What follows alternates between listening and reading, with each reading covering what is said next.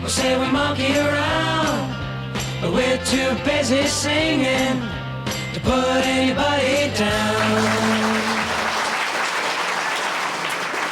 Good evening, my name is Sara Pascoe. Welcome to the last episode of Modern Monkey. We continue to explore how evolution is affecting us in the present day. But this is the one where we sort it all out and decide people are all right, really. Have I ever told you about when God spoke to me? It wasn't just me. It was everyone in Sainsbury's. He came on over the tannoy and he said, "Hello, this is God." And most people carried on shopping, except one old man, and he shouted back, "What's on offer?" and God said, "Eternal salvation." And the old man said, "What about shampoo? Anything on shampoo?" And God asked, "What do you mean?" And the old man was like, "You know, like a 2-for-1. And then God was like, "Excuse me, I'm a 3-for-1. It's me, the Holy Ghost, and Jesus." But then everyone was like, 3-for-1 on cheeses. And they started running towards the dairy aisle, and they were scrapping and fighting and pulling each other's hair. And God is furious by this point. He's like, "Stop it, everyone. You are disrespecting me. Put the baby bells down. I'm going to punish you all. I'm going to destroy planet Earth." And I said, "Oh, it's a bit late. We've basically already done that." And then God cried, which is the saddest sound. And I said, "Is there anything I can do to stop you crying?" And he said, "Yes, you could write an episode of your radio series about how while human nature contains elements of self-preservation and competition, your species are also built to care and nurture each other, are capable of empathy that crosses boundaries of culture and experience, and of love that means you would die for those you care for." It's a big ask. And that's why I'm wearing my big trousers. We're going to be thinking about charity. That's why we're recording today in the Foundling Museum. This organisation took in and raised children whose parents couldn't afford to care for them. Charity doesn't make that much sense in evolutionary terms. If we give our stuff to other people, aren't we putting ourselves at a disadvantage? I do try to be nice. I want to be. It's not always easy. About 9 years ago, I took part in a project to be a better person. You got given tasks every week to improve yourself, and one of mine was to write letters to a prisoner. So I wrote to this guy about how I just started stand-up and I loved it, and how I'd recently became vegan and I felt very energised, and about how next door I have a cat called Basil, and sometimes he was coming in my house and I was stroking him and they didn't know. And then the man wrote back to me asking what my favourite sex position was. And when was I coming to visit him? I was clearly gagging for it. So I ignored his questions and I replied with details of a pub quiz I had done the other day. And we hadn't won, but we'd done pretty well for a small team, so we were still proud. And then he wrote back asking how loud I was in bed. Should he warn the guards? And so I stopped replying. I felt really creeped out by him and uncomfortable. And this thing has been lingering on in the back of my mind for 9 years. And what I have only recently realised is that an action isn't charitable if what you're giving someone is something they don't want. Like, this guy didn't want my upbeat news and self-congratulation. He wanted sexy titillation while stuck inside. And now that I've realised that, and I'm older and more confident, that's what I should have given him. And it's not too late, it's still in there. There you go. Dear Steve, sex is great. I can't wait to break in and have it with you. Yes, I am loud in bunk. Please find enclosed some earplugs for the guards. My favourite sexual position is woman on top, man on death row. Love, Sarah. P.S. Have you read Beware of Pity? And that's what you call a smooth segue. Have you read Beware of Pity? Well, basically, I'm saving you some time. Beware of Pity, it's a novel about a soldier who dances with a girl because he felt sorry for her. She thinks that he likes her because he asked her to dance. She's physically disabled and quite sick, and there is a treatment that she could take. She doesn't want it, but he persuades her that he'll marry her if she does it because he wants to be nice and encourage her. But he's really embarrassed, and publicly he denies any engagement. And the girl finds out and she kills herself, and oh God, it's so sad. But he meant well, but he was patronising and untruthful, but he was trying to be kind. And oh God, I know, it's just like me and Steve, the armed robber, who wanted me to send him worn knickers. I just couldn't do that. I get money for them on eBay. I want to be a good person, but how? Good is a subjective term. It means different things to all of us. For example, most people agree Stalin, oh, very bad. But if you were a gulag maker, you'd be into him. Most people agree Mother Teresa, yes, very good. But if you're Princess Diana, bitch is your competition. I feel like everything I do to try and be good backfires. Like, for instance, I am a vegan, but I'm a bad vegan. All veganism means... please tell us, Sarah. That's why we're here. All veganism means is you're not supposed to eat or wear anything that comes from animals, whether they've given up their life for it or been farmed in any way. And the reason I'm a bad vegan is I really love taxidermy. And it's very much against the rules. But it's the same reason for both. I'm a vegan because I really love animals, and that's why I love taxidermy, because you can kiss them and they don't run away. When we're learning about evolution, one of the first phrases we're told is survival of the fittest. Herbert Spencer coined the term, but people always attribute it to Charles Darwin because he was fitter, ironically. I'm joking. I've Googled both of their pictures and they both look very poorly and sepia-coloured. The instant we start learning about the forces that shaped Homo sapiens, we are told that it is a competition. Every animal is in a race to survive and to breed. Those who don't have lost. Their genes are not replicated in future generations. Those of us alive are the descendants of victors. And it's not a simple race, the human one. It's not you versus everyone sprinting to the finish line. It's more like a three-legged race, I suppose. You are genetically related to people whose survival also interests you. You're tied to parents and grandparents and siblings and your own offspring. So, we are shaped by evolution to want to help our family. That's why you don't need to thank any of them for being nice to you and feeding you and keeping you alive. They were only being selfish. Tell them all at Christmas. If your dad cooks dinner, say, trying to ensure my fitness so I continue your own genes, Papa. All this family investment stuff, it's not conscious. We mostly feel it as what we describe as love, sometimes as compulsion, or maybe more culturally influenced as obligation. And that's the only reason we would ever help anyone, for our own genetic success. That's why you've never heard of anyone doing anything charitable for people they aren't related to. Psych. Look where we are recording today, in the Foundling Museum, on the site of the UK's earliest children's charity, set up to raise and nurture abandoned children. Why would anyone do that? What a cost to resources for no genetic interest. Why would anyone adopt? The biggest evolutionary backfire. Why do we donate to charities? Why do we care about homeless people and abused children and animals facing extinction? Why do we give our blood away to someone we will never meet in exchange for nothing but a biscuit? Luckily, there is an answer.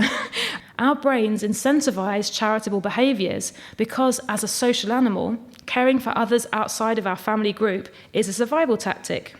Are these chemicals the only reason that we're charitable? No. There's a theory that we are all programmed to be generous as a kind of need offsetting, what Darwin called reciprocal altruism. Helping a tribe member now, lending her a tool, chucking her some meat, will pay back later when she helps you. In our evolution, we had no way of preserving food, so sharing was imperative. There was no point to you keeping your ibex all to yourself, because after 6 hours, it's full of maggots. Meat would be shared amongst everyone in the tribe, meaning that on the days that you catch nothing, you can still eat. Some people theorise that it was our species change from herbivore to carnivore that facilitated our massive brain and our social generosity. Telling you that has got me kicked out of the vegan society. I'm only joking. I got kicked out because of my monstrous house of taxidermy. If doing unto others makes us feel good, why don't we do more of it? Why aren't there charity work addicts? Well, some people do give much more than others, which would suggest that just as some people are tall and some people are short, we probably have reward circuitry that is more or less responsive to certain things, depending on a combination of genes and environment. We also have a very, very acute sense of how much we are giving and how much we are receiving, and we become resentful when this is out of balance. Subconsciously, all of our relationships are assessed, and they break down when we feel ourselves giving too much. We all hate the person who takes a drink but doesn't buy one back. The couple who come around several times for dinner but never offered to cook for us. My ex-boyfriend made me pay for everything, and I didn't mind, it's not a gender thing. I had more money than him, and that meant that he decided that he should never pay for anything. But, right, and this is going to sound sexist, right, in the olden days, in the 80s, there used to be the system where a man would buy dinner and the woman would put out. Now, I'm not saying that I agree with that. The idea that a woman is economically dependent on a man is disgusting. The idea that a man expects sex just because he's paid is awful. But what is worse is that it doesn't work the other way round. What I found is if it's the woman who has paid for dinner and the weekly shop and the electricity bill, then he never puts out, because apparently you've emasculated him by asking for a thank you dance.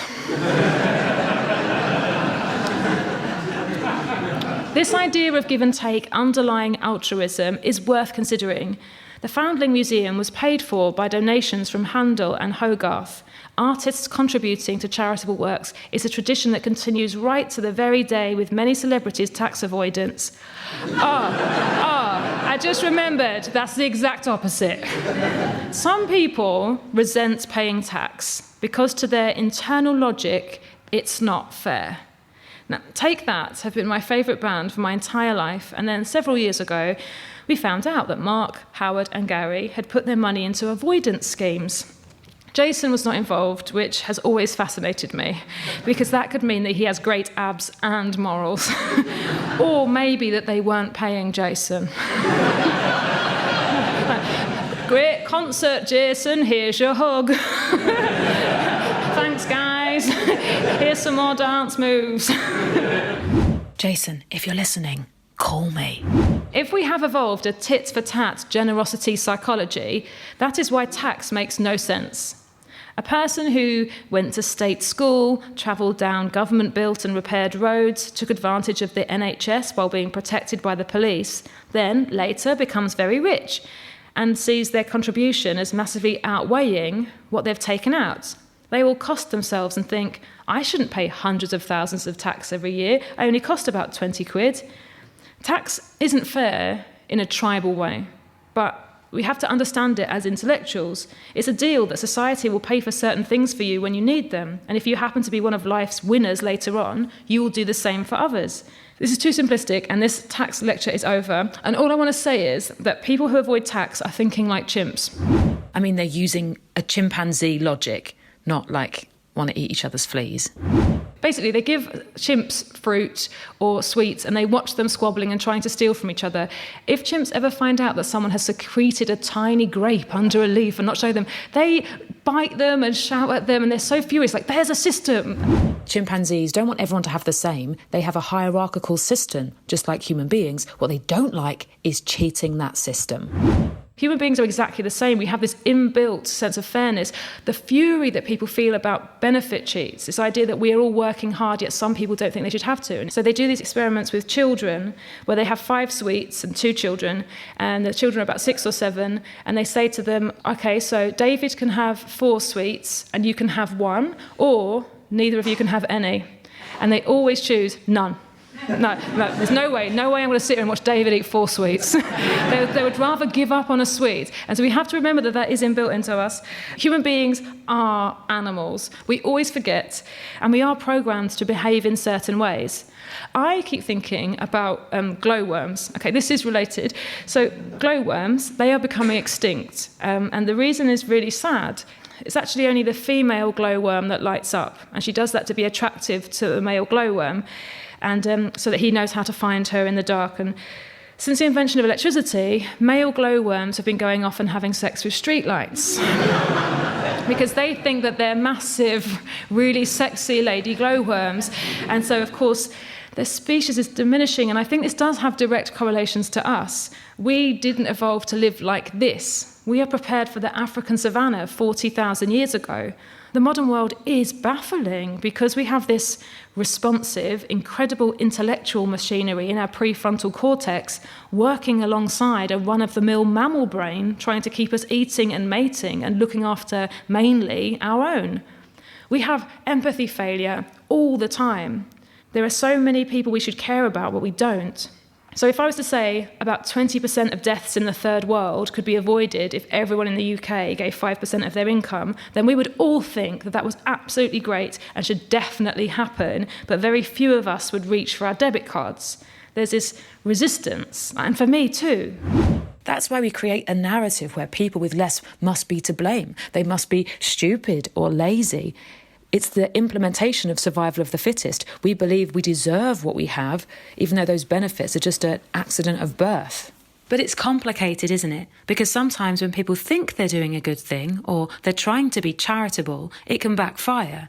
There was an example of a company that built wells in Africa for villages that didn't have water, but rather than doing boring wells where you put down a bucket and bring it up, they made them like roundabouts so the children could play on them and it would bring the water up.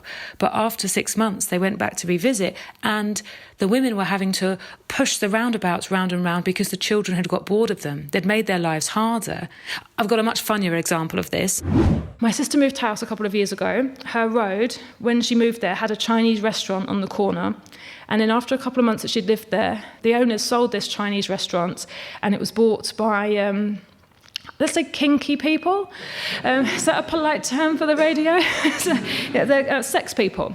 They opened a sex dungeon, and it's all consenting adults and members only, and the neighbours, my sister included, were all furious. And they wrote to the council and to the local paper. They set up a petition, and a retired man who lives opposite, he made a placard. He wrote "sex perverts" with an arrow in red paint, and he stands outside the sex club during rush hour Monday to Friday in order to shame them. Now, after being open for a few weeks, all of the other neighbours started to calm down, right? Because they never hear any music or noises coming from the sex club, and the people who go there never park their cars in front of anyone's drives, and that is what they had been worried about. And so actually, they've all become very live and let live about it, and they all make jokes and pretend that, oh, yeah, I'll go in there after the pub, that kind of stuff, right? So it's like a quirk of the community. But the old man is still there, standing outside it with his sign, Monday to Friday during rush hour, and the sex club people are thrilled about this because in the UK, it isn't legal to advertise a sex club. They have to rely on word of mouth, and it's very difficult when people have been ball gagged. So yes, this guy is standing outside during the busiest times of day, letting people know what it is and how to find it, right? Business is booming. The people who run the club, when he goes there, it's like he works for them. They take him out cups of tea and cheese sandwiches, and he won't touch them because they're his enemies. And for me, it's this tragicomic, unsolvable situation where I really feel like someone should tell the man and protect him because he's such a tragic figure. At Christmas, he put fairy lights round the sign. I can't bear to think of him. This is why we won't even solve it if all of us were good all of the time, because even when we're trying to be good, people don't agree. Like I said earlier, it's subjective. Sometimes our enemies are doing opposing things, but for the same reason we're doing the opposite. We find ourselves divided over Brexit, over party politics, whether we should give cash to homeless people. Can we find any compassion for each other if we're doing the wrong things for the right reasons? What is the answer? I don't know. I don't know if there is one. I wonder if being an advanced animal with this magnificent brain of ours means that the world is paradoxical because it's designed by us all individually, because we experience it separately and then have conflicting needs. Something happened where I used to live. And again, I always think about it. We had 3 big bins outside the flats, and every day a middle-aged man would walk up the road, come onto our driveway, and lay the bins down one by one so that they would be horizontal, and then he would walk away. And our bins didn't have lids because they were stolen, because I don't know. I don't know, London. And so if we didn't get the bins upright in time, the foxes at night would go down the bins and they'd drag rubbish all over the floor. And I was the one who had to go outside and point at it and go, oh, someone should clean that up. And it went on for months, and in the front of the flats was full of rubbish, and we had rats, and I knew I had to get this man to stop. And I just assumed that he was very unstable and maybe clinically insane. And one day I caught him, and I was worried, but I tried to be very polite and kind. And I said, I'm sorry, but will you stop putting our bins on the floor? It's making a mess and causing terrible problems. And the man said, it's just that I found a squirrel trapped in one of them once. Oh, I know. Like, what are we supposed to do? How are any of us expected to actually understand each other? We all live in different universes with the same stuff.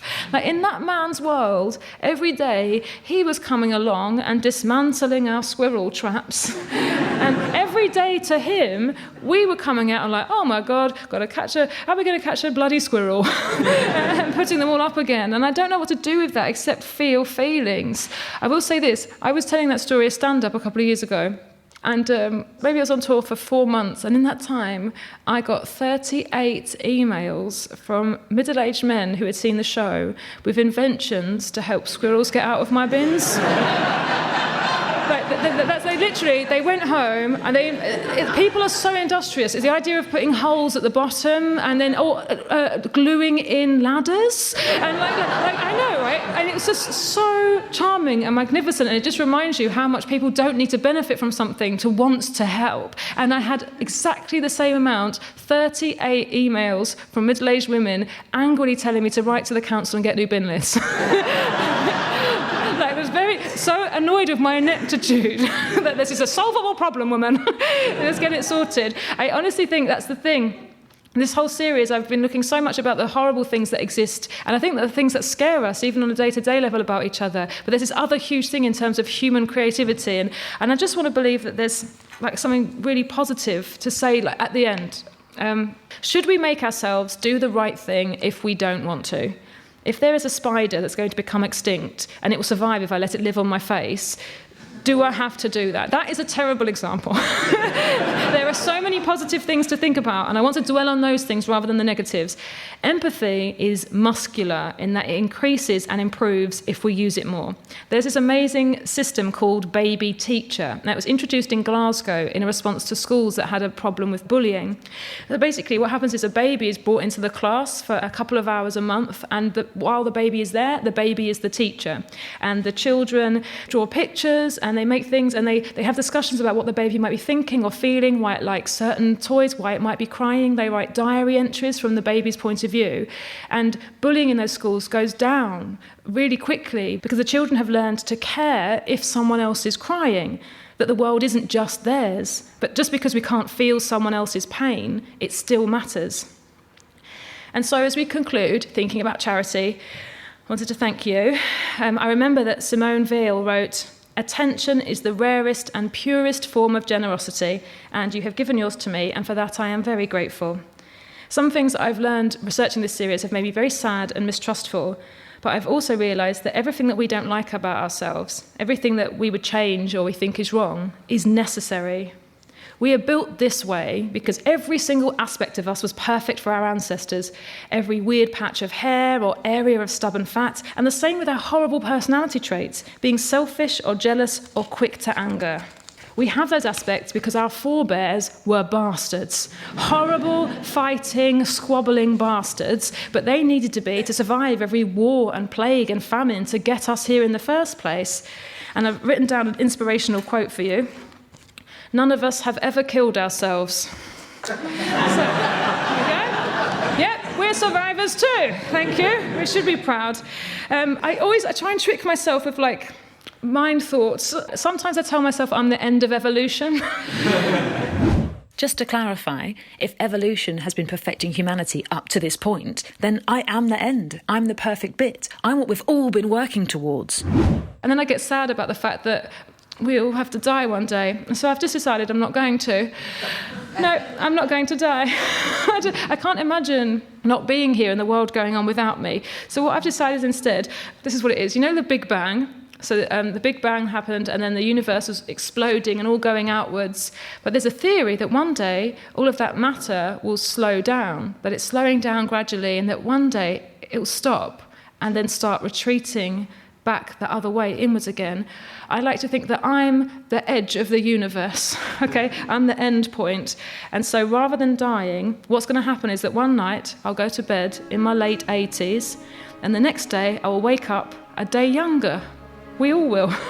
And then we'll live our lives backwards, day by day, getting younger and younger, and suddenly all of our relationships will go the right way. You'll take somebody that you hate, gradually fancy them more and more and more, until you forget them forever, with no pain. And suddenly everything will go the right way. My parents will get back together. Sylvia Plath will take her head out of the oven.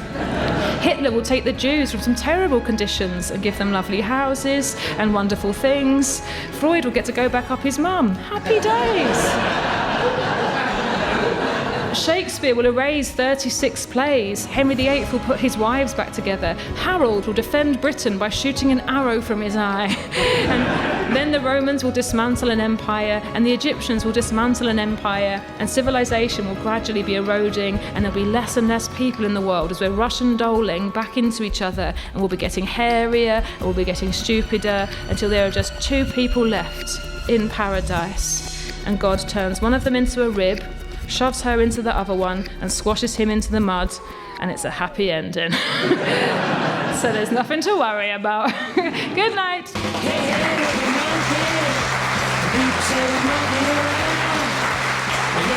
busy singing to put anybody down.